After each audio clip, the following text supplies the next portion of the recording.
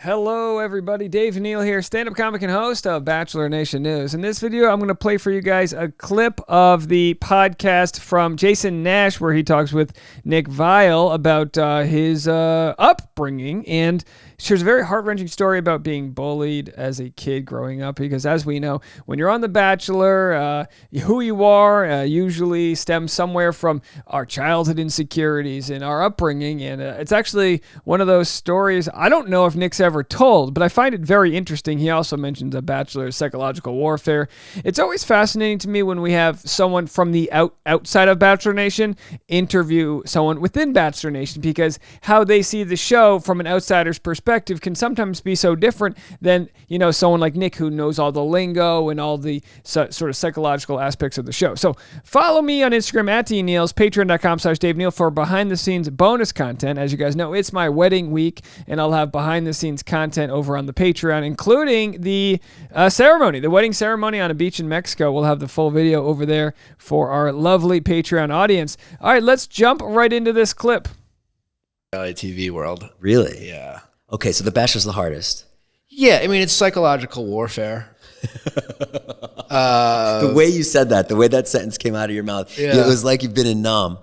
It was not to compare it to war, but like Well, The Bachelor for sure can cause post-traumatic stress disorder. And I don't say that lightly. My father passed away from that, having served in Vietnam. But the body dealing with public shaming and scrutiny and being made a villain and mischaracterized. Yeah, the show for sure can have lasting damage, mentally speaking. Emotionally, they really put you through it. I wouldn't like that. I've been on a reality show. I've been on a couple of stand-up reality shows, and I did not like it at all. They would come in and they would go like, well, Tiffany said this about you.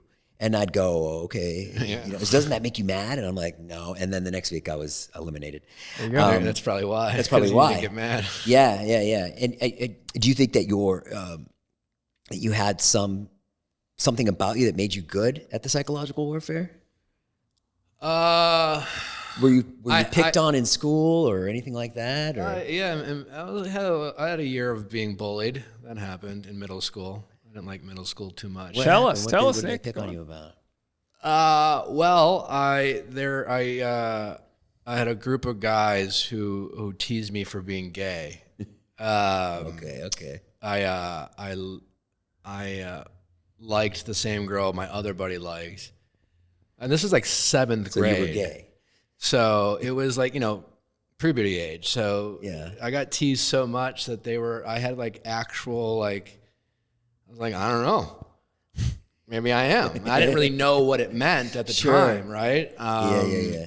And so I really went through it there. And I don't know, maybe that's why I definitely, I have a lot of friends in the LGBTQ community. I feel I'm proud to consider myself an ally to that community, and just because I again, whatever, I'm a straight guy, but just constantly being like harassed about that it's definitely a transformative period of my life. But also like in terms of reality TV. By the way, before he jumps in, I'll share this. It's funny when you do have things growing up. I never consider myself a victim, but you can be a victim of a situation and not play the victim. It's very different. And we do get those moments during podcasting and situations like that where you do reflect when someone asks you a question, have I been bullied before?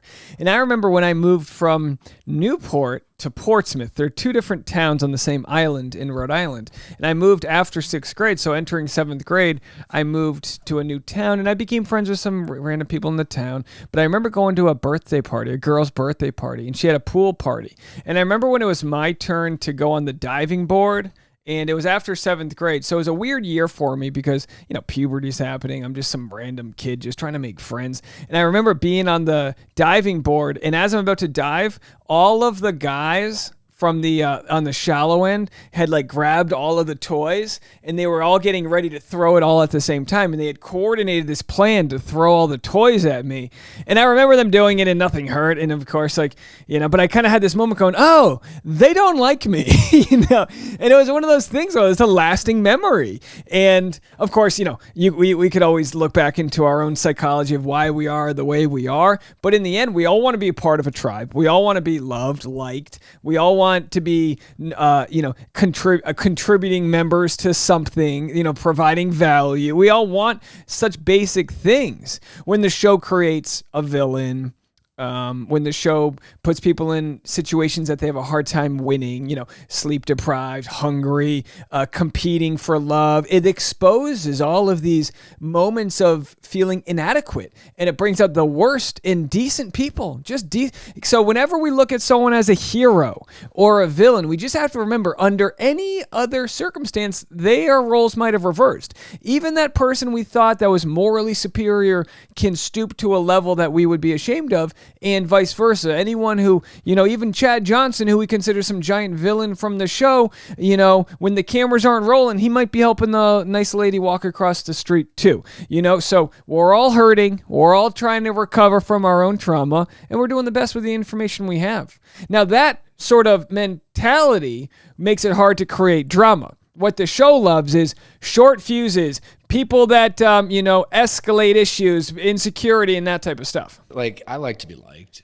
There you go. But I want you to want me. Not so much that I just have a hard time not being myself. Yes. You've done a really good job at being yourself. And I have a hard time, for sometimes better, for sometimes worse, not to just...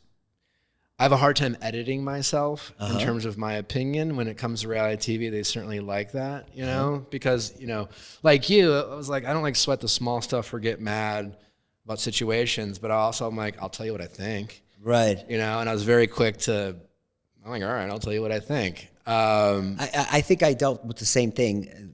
People would call me gay and stuff too. And I think when you're sensitive at all, or if you're like intuitive, or if you can recognize situations, a lot of guys can't do that. And so they're like, oh, you're gay. Yeah, I mean, I grew up in Milwaukee, Wisconsin, and I liked stripes. Yeah. He goes, I like stripes, so I guess I was gay. I don't know. I like to wear a floral, you know. I laugh because this is so funny and so relatable. So relatable for Nick here to be like, I like stripes. They were slimming. I had this. I wanted to be, you know. I grew up in the same sort of town. Everything you did was gay.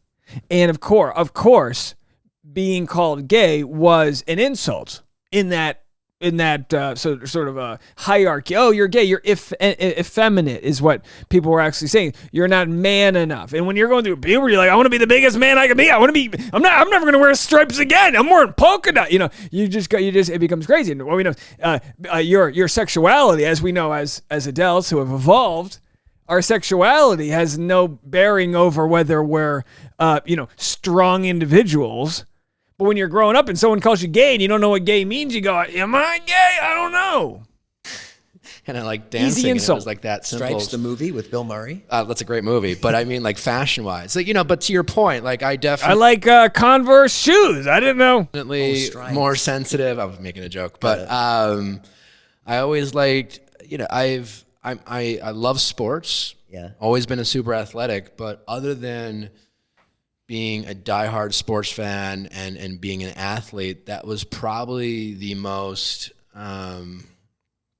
traditionally masculine thing about me. Like, I've never been into hunting or cars, and I've never really cared about kind of those macho things. And maybe it's because of my relationship with my mom, or the fact that I have a ton of sisters. I've always been very comfortable around women. I've always had a lot of women friends. And so, yeah, growing up in Wisconsin, that didn't always wasn't always well received by some of my male peers, especially in the middle school era. Yeah. Okay, so you're working in Chicago. Yeah. And you're working in sales. I was. Right, 2014. 2014. And who says to you, you should go on The Bachelor, or how'd you get the idea?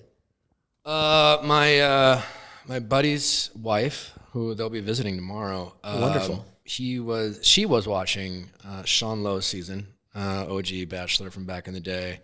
I was familiar with the show. I'd watch it with some friends, but honestly, I'm not a big reality TV fan outside of the shows I guess I got into from being on it. All right, so I'm going to leave that there as a teaser. You can go check out the full podcast, All Good Things Podcast, and that is on Jason Nash's YouTube page.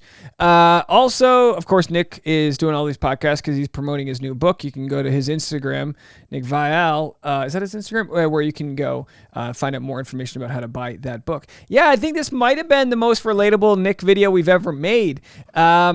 And I know he means it when he said he's not a big reality fan. I know when I talked to Nick, he was like, look, I don't watch recap videos, because obviously there's a million out there. But he's like, I like what you do. And I've always respected and appreciated his business model, quitting six-figure jobs to pursue a career in entertainment. And you got to give credit to someone who can sort of make that hustle happen. And hey, the guy's bought a house over that. So I don't know where you guys live, but in the Mediterranean climate of southern sunny California, buying a home, talking Bachelor, not bad at all. All right, folks. Well, if you want to stay up to date on the wedding content, go to patreon.com/Dave Neal for all the behind the scenes. And I will be back to chat with you guys. By the way, I have a playlist I'm making called Wedding Week. And if you want to see all of my videos from the different interviews I'm doing, and if you haven't watched them yet, they're going to be uploaded. Game of Roses, She's All Batch, Reality Steve. There's just a ton. I can't even get to all of them. So many different. Jess from Chatty Broads. So many different people have come together and chatted with me for extra bonus content this week. I thank you all so much for that. It'll be in the Wedding Week playlist if you want to catch all of that if you're missing any of it. And we'll talk to you guys in a little bit. Bye now.